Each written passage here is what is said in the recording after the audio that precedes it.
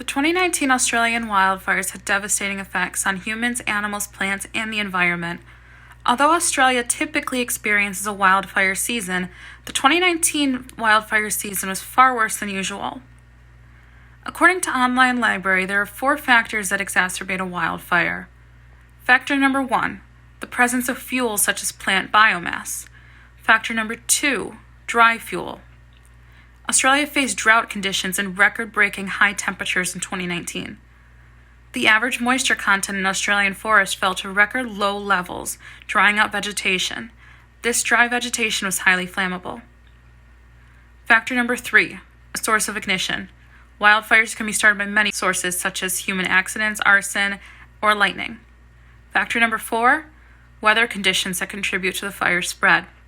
These 4 factors are very important. However, I would like to offer a 5th factor, time.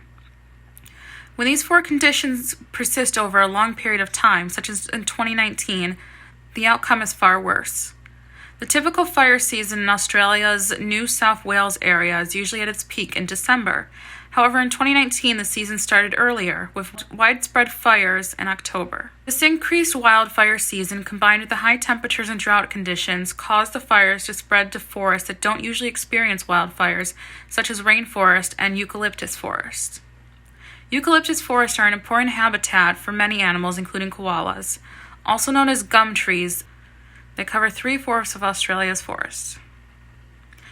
However, to biologist Jeremy Griffiths, eucalypts should also be called, quote, incinerators from hell dressed up as trees. They are incinerators from hell dressed up as trees.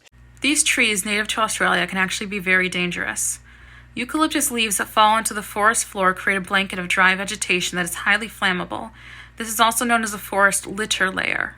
Some of these eucalyptus leaves also contain oil that burns quickly.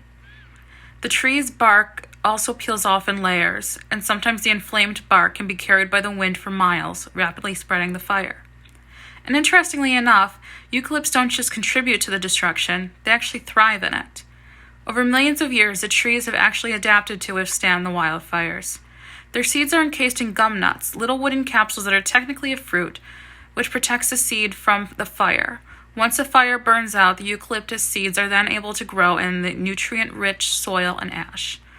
Since these seeds are the only seed/vegetation to survive the blaze, the eucalyptus tree can grow without competition.